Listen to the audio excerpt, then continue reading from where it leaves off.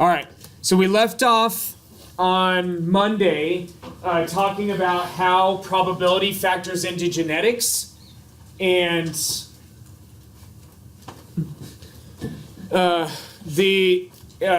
basically we have a couple of rules. Inside of probability, we have the product rule, where you multiply individual probabilities, and this is where you need two or more events to happen that are independent of one another, like flipping a coin, right? So if you said, what's the probability of flipping a head 2 times in a row, you multiply 1/2, which is the probability of flipping a head, times 1/2, because the two events are independent of one another. The fact that you flipped a head on the first flip has no bearing on whether or not you flip a head in the second flip.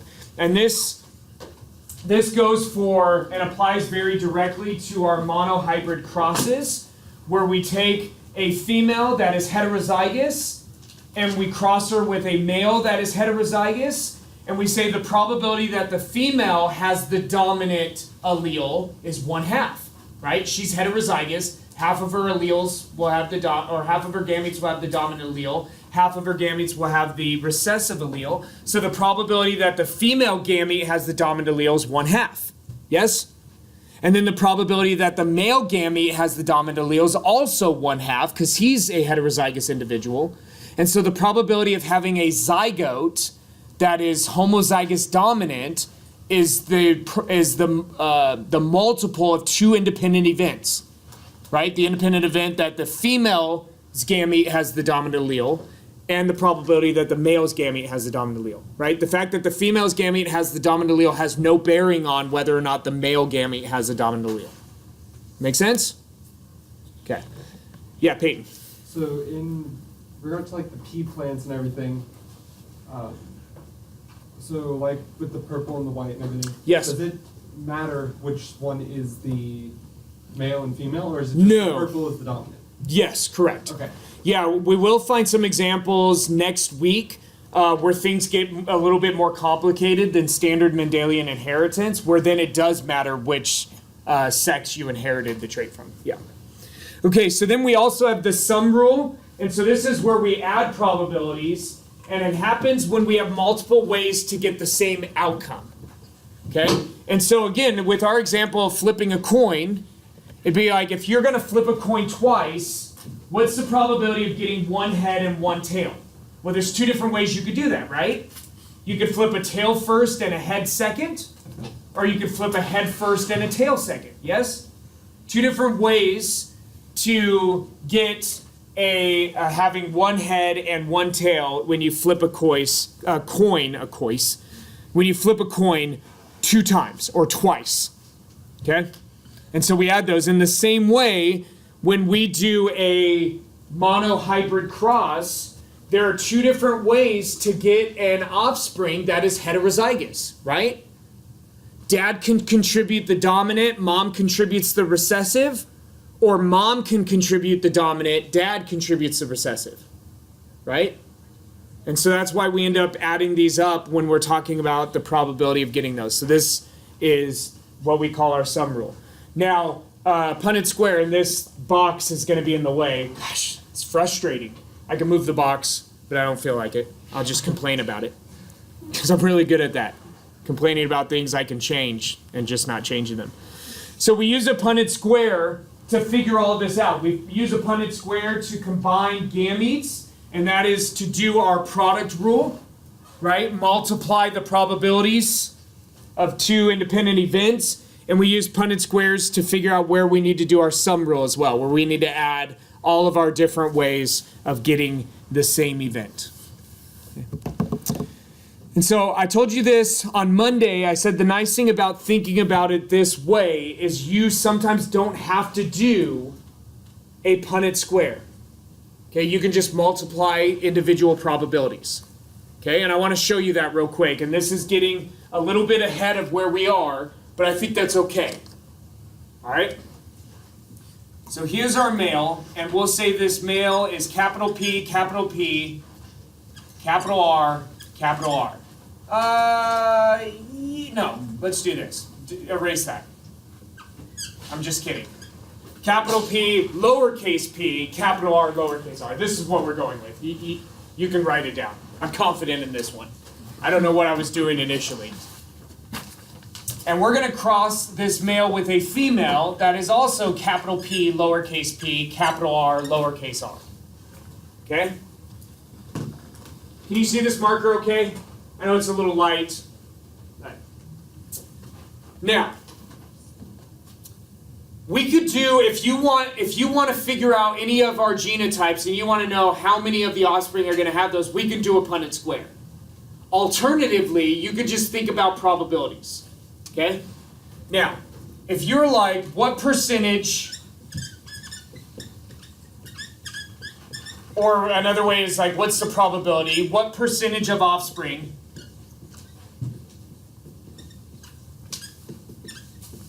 will be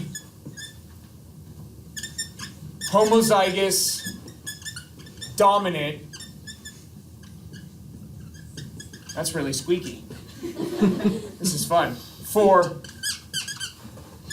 both loci.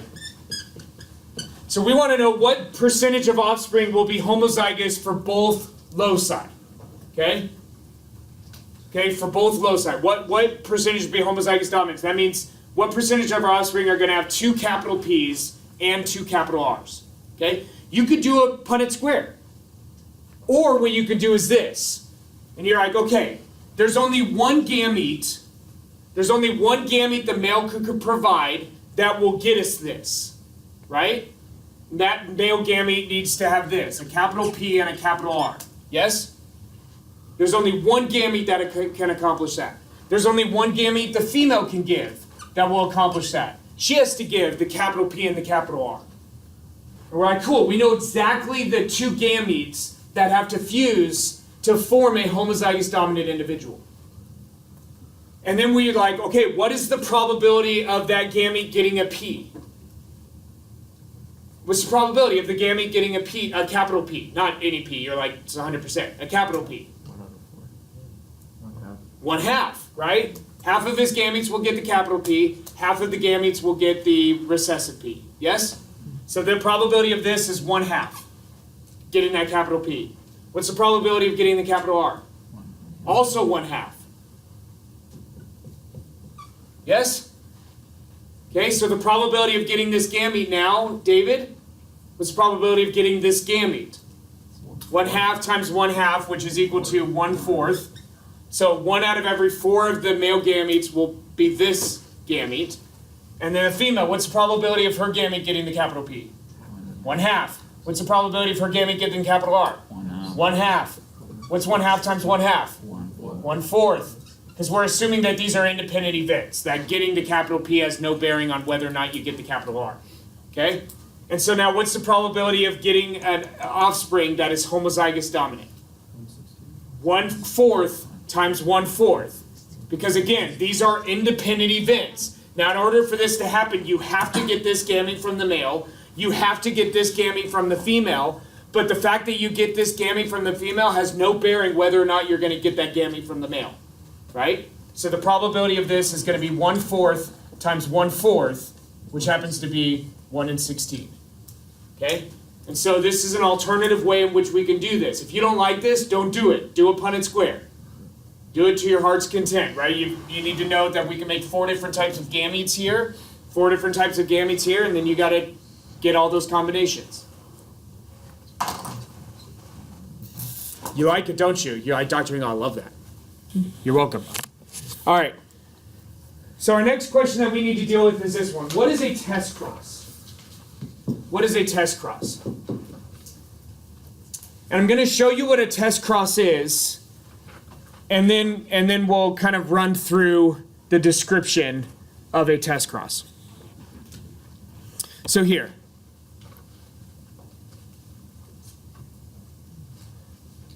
In order to address this question of what is a test cross, here we have a cross between a heterozygous individual, okay, it has a purple flower because purple's dominant to white, you only need 1 copy of the dominant allele, but a heterozygous individual and a true breeding recessive individual, okay? And when you cross these, basically half of all of your offspring are going to have the purple allele, and half of all the offspring will have the white allele.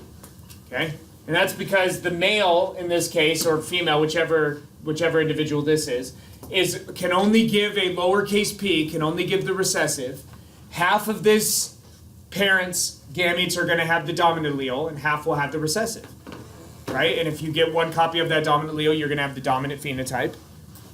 But if you cross two true breeding individuals, so you cross a true breeding purple individual with a true breeding white individual, the only option is for your offspring to have purple flowers.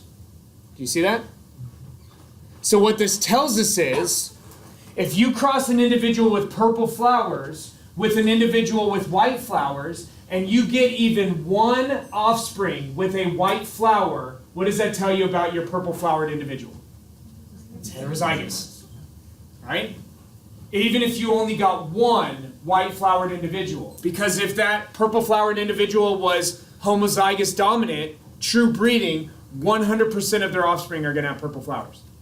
So if you do that cross, and you get even one of those recessive phenotypes, you know that your individual with the dominant phenotype was a heterozygous individual. So what a test cross is, it's an experimental cross where you have an individual with the dominant phenotype, an individual with the recessive phenotype, but you don't know what the genotype is of the person with the dominant phenotype. Because there's two ways you could have that dominant phenotype. There's two ways you can have purple flowers. You can have 2 capital P's or you can have 1 capital P. And unless you go and you sequence their DNA, you don't know. Or you do a test cross. Now, you can't do a test cross on humans because it's unethical and it would take a long time and be very expensive. The more important is because it's unethical. But with some things like Drosophila, we can absolutely do that. And that's exactly what we're working on right now, at least the Thursday lab group, because they've moved larvae into their containers, and hopefully those larvae have pupated, or they will soon, and your test cross will be off. The Monday group, you have to wait a little bit. Okay, so we use this to determine whether the dominant phenotype is homozygous, dominant, or is heterozygous. If half of the offspring have the dominant phenotype, we know that the parent is heterozygous. And really, even if we just get one offspring with that recessive phenotype, we know that the parent was heterozygous. Chris? So yeah, we have to go into a test cross knowing what the homozygous recessive is, like that. Oh yeah, you have to cross your individual with the dominant phenotype with a homozygous recessive individual. Okay. That's the only way. I mean, you could do it with a heterozygous individual, but how do you know the individual is heterozygous? It's a lot simpler to just find an individual with the recessive phenotype, and then you know they're homozygous recessive, because that's the only way to have the recessive phenotype. Okay. Yeah, Allison. If the recessive phenotype doesn't show up, is there still a possibility, like, can you know for certain? Oh, Because then you can't know for certain, but with a lot of these test crosses, like if we do a test cross with Drosophila, a single mating pair can produce thousands of eggs. And so if in thousands of eggs you don't get a single individual, you're pretty confident that that your individual with the dominant phenotype is not heterozygous. But yeah, you can't really ever know for sure. Yeah, you can't really ever know for sure. Yeah. Are there factors that can affect, like how much you were saying, like the percentage of? Sure. Yeah, but normally, if you're getting something like that, it wouldn't be normal Mendelian inheritance. There'd be some other complicating factor that determines what the phenotype is from the genotype. And there are a number of factors, and we'll talk about some of them next week. Now, if all of the offspring have the dominant trait, then the parent was homozygous.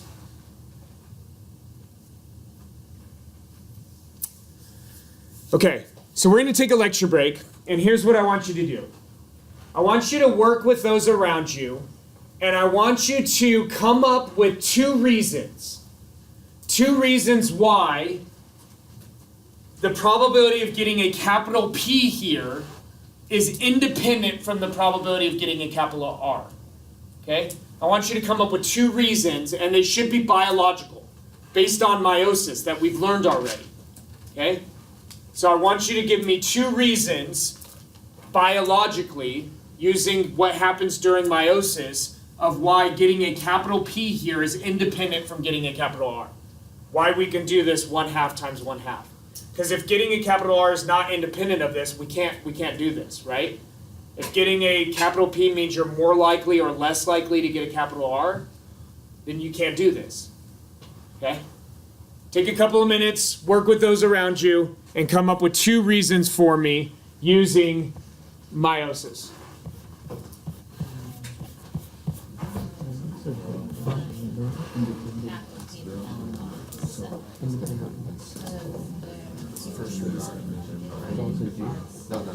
Oh. Oh my goodness. Second reason because I'm going to switch to English major because I'm not going to be able to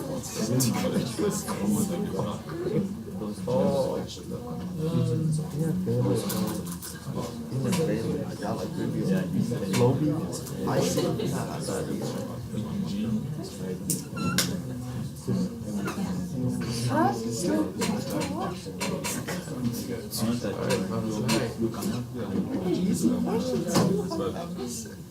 Why not?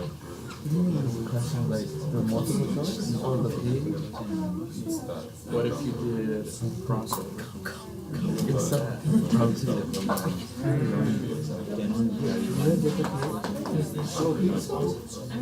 Because both of them are good.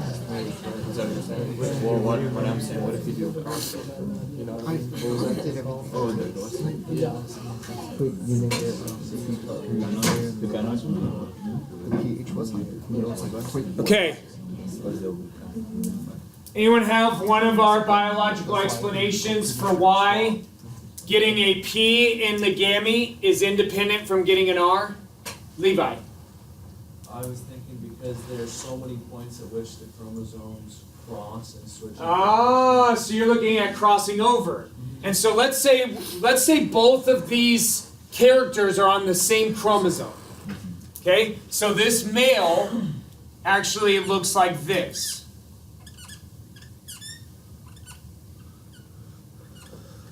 You see that? They're on the same chromosome, and he's got his 2 copies of those chromosomes. And then you have to imagine that during S phase, we're going to duplicate this, right? And so when we actually go and do meiosis, there'll be 2 copies of this chromosome attached together, 2 copies of this one. But yeah, absolutely, Levi, you're absolutely right. There are so many places in between this where we can have a crossing over event, right? So many places in between this where we can have a crossing over event, and you can exchange the capital R with the lowercase r and put that lowercase r with the capital P and the capital R with the lowercase p. Absolutely. You're absolutely right. So crossing over, that happens when? And yes, it's during meiosis, but when? During prophase 1 ensures that even if the 2 characters, the genes for those are on the same chromosome, it's pretty likely that they are going to assort independently, unless they're really close together.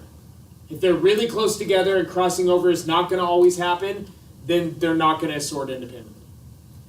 What's our other mechanism? Allison? If the genes are on separate chromosomes? Yeah, absolutely. And so if you've got something like this,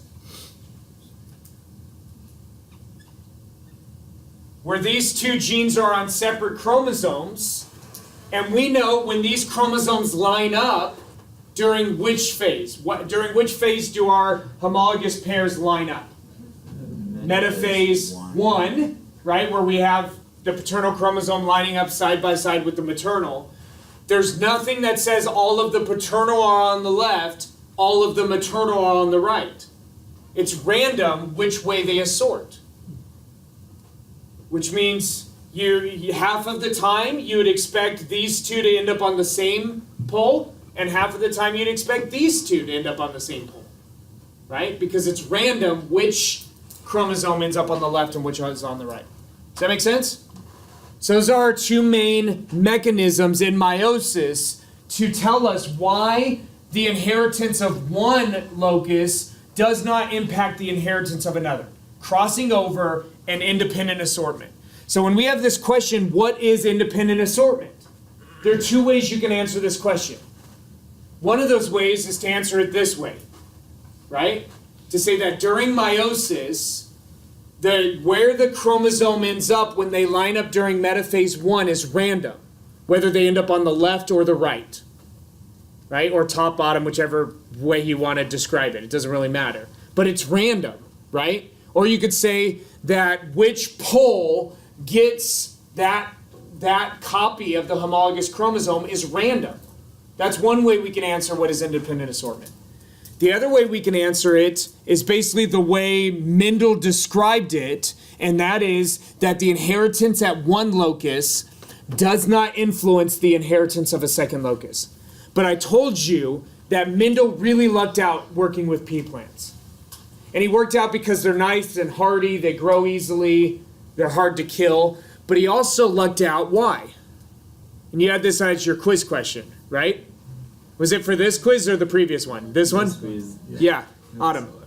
Because the alleles for the gene, for the characteristics that he was looking at are on separate. Every gene he worked with, every character he worked with was determined by a single gene, and every gene was on a separate chromosome.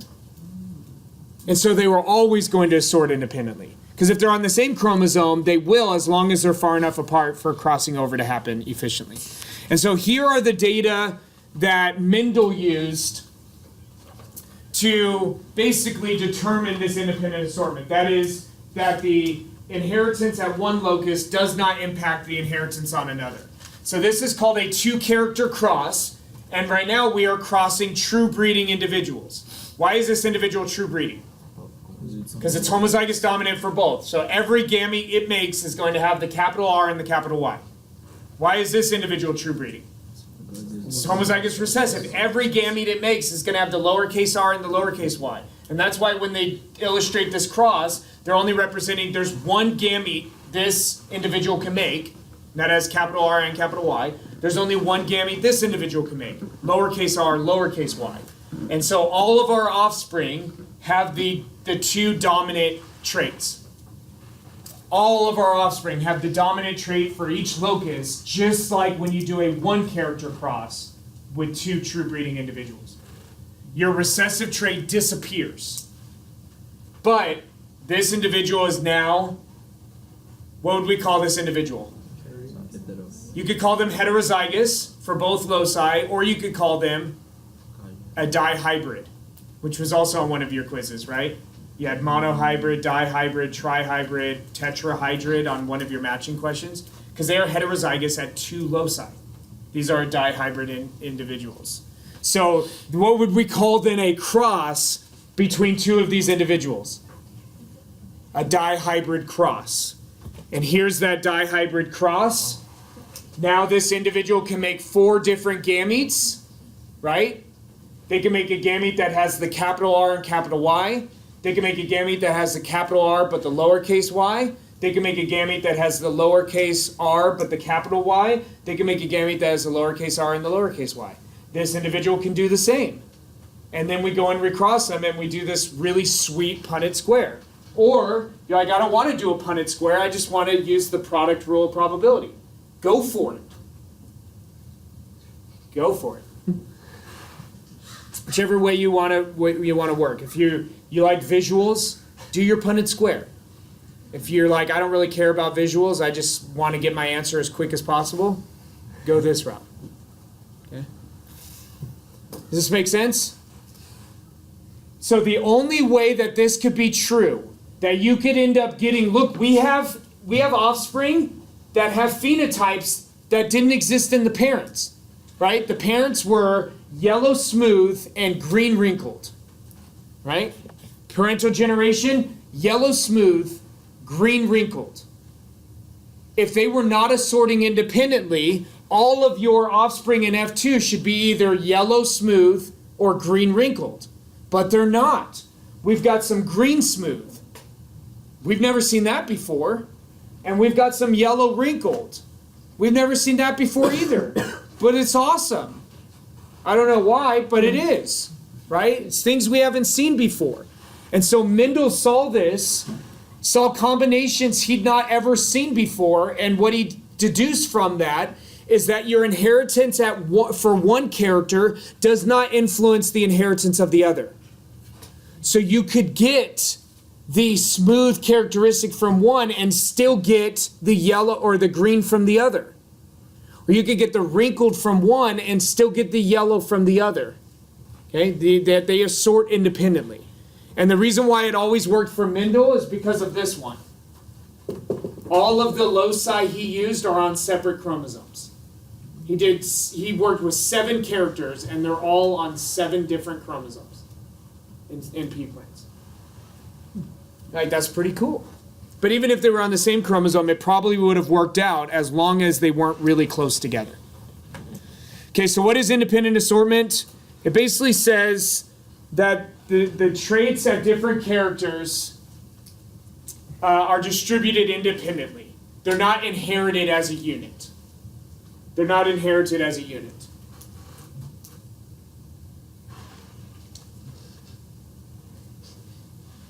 The different characters, in this case working with pea plants, seed color and seed texture, they're independent of one another. And so how you inherit them is independent. If you want to do something with a human example, there are some. So I can do like genetic illnesses. Those are the things that I know best that have a simple one gene genetic illness. So cystic fibrosis and achondroplasia, which is one of the most common forms of dwarfism. They're both caused by a mutation in a single gene, and they're independent of each other. Okay? So your inheritance or how you would pass on cystic fibrosis does not influence how you would pass on achondroplasia. Now, cystic fibrosis is a recessively inherited trait, so you need 2 mutant copies to have cystic fibrosis. Achondroplasia is a dominantly inherited trait, so you only need 1 mutation to have achondroplasia. Which that's how you could have people that have achondroplasia have offspring without it. Because they're heterozygous, they only have 1 mutant copy of it. They have achondroplasia, but they can make gametes with a normal copy. Mendel determined this by doing 2 character crosses. True breeding individuals at 2 loci, when you cross them, they will always produce dihybrid individuals. So your F1 individuals will all be dihybrids, but they will only have the dominant traits. So your recessive trait for both characters disappears in that first generation. And this is a sign, if you know you have a genetic illness that is autosomal recessive, that is, you need 2 mutant copies to get it. When you look at how it moves through families, you'll see it skip a generation. And so we have a lot of things that we'll say like, oh yeah, it skips a generation. It's an indication that it's recessive, that you need 2 mutant copies. Anyways. So round shape is dominant to wrinkled shape, and yellow seed color is dominant to green seed color.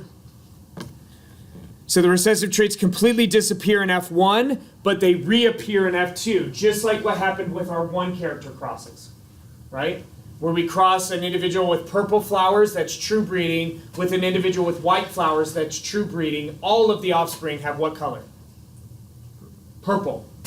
All of the offspring have purple flowers. But when you allow those F1 offspring to self-fertilize, or you cross 2 F1 offspring, your white flower color reappears. It didn't get blended out. It reappears unchanged. Same thing happened here. And in a nice little predictable ratio. 9 out of every 16 offspring will have the dominant phenotype for both. And that's because there's multiple ways you could get that, right? This will give us the dominant phenotype for this. But so would capital P, right? So 9 out of every 16 offspring are going to have the dominant characteristics for both. 3 out of the 16 offspring will have the dominant for the first and the recessive for the second. 3 out of every 16 will have the recessive for the first and dominant for the second. And 1 in every 16 will have the recessive for both. And so when we did this, what percentage of offspring will be homozygous dominant? And it's only 1 in 16, but that's only one way to get the dominant feature for both, right? But that is the only way that you can get the recessive feature for both, right? Is you need 2 recessive alleles. Okay. Any questions? Okay. This next question we've been talking about a lot, and because I think it's helpful to go through meiosis first before you go through Mendelian genetics, because you have this understanding of how this works. So that Levi can come and say, well, Dr. Engel, even if they're on the same chromosome, there's several sites in which crossing over could happen and ensure that they will assort independently. And Allison, it was you that told us this, right? They could be on separate chromosomes. And the reason why you're able to do that is because you have an understanding of how meiosis works.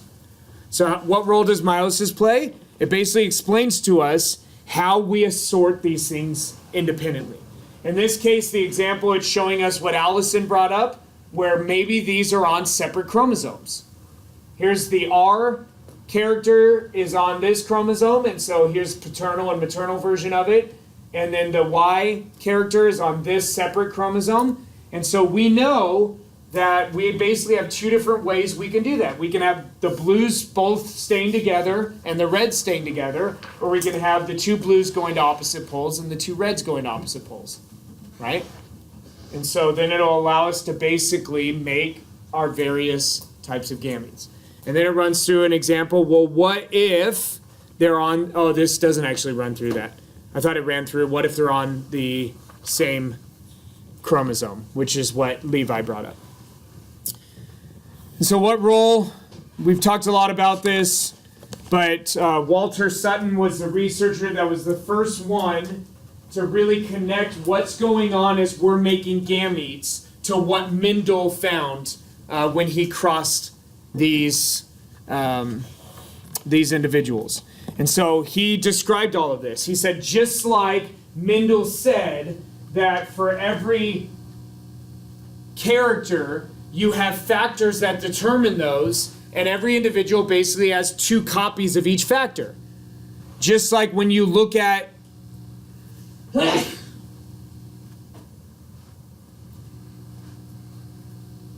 where's the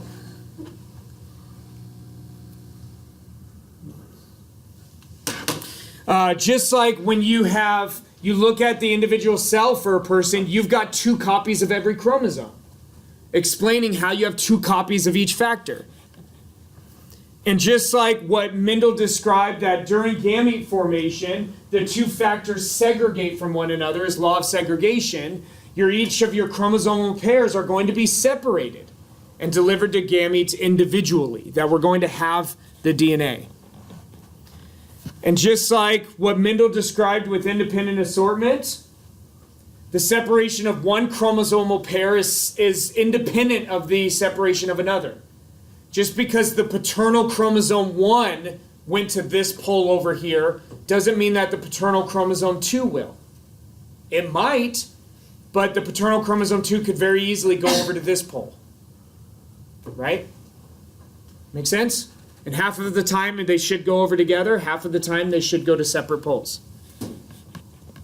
And then in fertilization, 1 chromosome from each parent contributes to the zygote. Just like what Mendel described when he did these 1 character crosses. That all of the offspring in these 1 character crosses between 2 true breeding individuals, all of them were heterozygous, had 1 dominant allele and 1 recessive. So he concluded, Sutton, that the alleles for genes are carried on chromosomes, and that the site of the gene on the chromosome, he gave a word for it, he called it the locus. And this is the place where transcription writes a copy of the DNA into RNA that can then be translated into protein, which will impact the phenotype. Yeah, Chris. So, what determines, I don't know if this is like a dumb question, but just like what determines like male, female, like how does that, like. It depends on the type of animal. Do you want it for mammals? Sure. For mammals, it's the presence of a gene complex. It's called the SRY complex. Mm-hmm. And so if you have that SRY complex, you will develop into male for mammals. Got it. And so for other animals, it's different. Like, so for birds, there's a complex like that, but when you have that complex, you develop into a female bird. And so, yeah, we'll talk a little bit more about that next week when we talk about some of the things beyond Mendelian inheritance. And maybe even talk a little bit about it.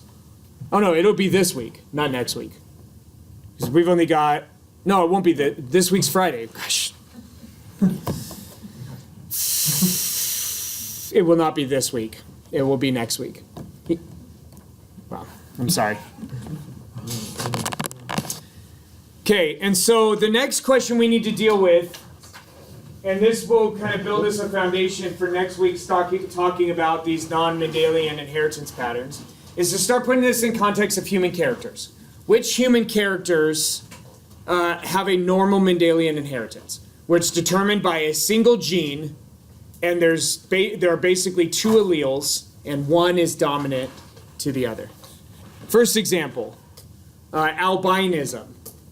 Albinism determined by a single gene that basically the protein products determines how and whether or not you can deposit pigment. And so it is a recessive, it's a recessive character, or albinism is a recessive trait for the character pigment deposition. So you need two mutant copies of it to not be able to deposit pigment. Okay, it's a recessive trait. Webbed fingers. Webbed fingers is a dominant trait. And so in here, it's determined by a single gene. But if you've got the mutation, even if you only have one copy of the mutation, you're going to fail to have the proper development necessary to separate your digits. Yeah. It doesn't look like you can get surgery for that? Is that It depends on how actually it progressed, because the hands separate into individual digits pretty early on. Now the bones will probably be normal. It's just there's supposed to be programmed cell death that happens in the outer layers that will separate the fingers. And so it depends on what happened when those didn't separate. If the bones became deformed, it would be very difficult to repair it surgically. If the bones were structured normally, you could probably repair it surgically. Levi. I was just going to ask about how that, but you kind of answered. Okay. And then achondroplasia, another human character, commonly called short-limbed dwarfism, that is determined by a single locus. And in this one, again, it's a dominant inheritance. So if you have one copy of the mutant allele, you will have the genetic illness. Albinism is recessive to normal skin color. We already said this. Webbed fingers are recessive, that should say are dominant to normal fingers. And then achondroplasia, dominant due to abnormal bone growth. Achondroplasia, dominant due to abnormal bone growth. Okay. Yes, sir. What causes these mutations? Is it just mistakes in meiosis, or? Yeah, so there are three main places where mutations occur. One is you make an error when you're copying the genome and it isn't corrected. Okay? One is you make a mistake during mitosis or meiosis when you're separating the DNA. And then the third one is an environmental mutagen, right? Something actually changes your DNA code. The most common of those are copying errors. The mutations that happen by mitosis and meiosis going awry, those usually change chromosomal number, but not individual pieces of a chromosome. So the most common are copying errors, and then followed by mutagens, having something change your genome. Those are fairly rare for most tissues, except for those that are exposed most often to mutagens. So your skin, which is exposed to UV radiation, which is a mutagen. Most of the mutations that you'll develop in your life in your skin are due to mutagens and not to copying errors. Yeah. Yep. Okay.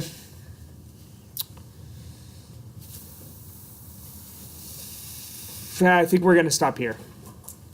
We have about 10 minutes of class left, but the next question it's a heavy one.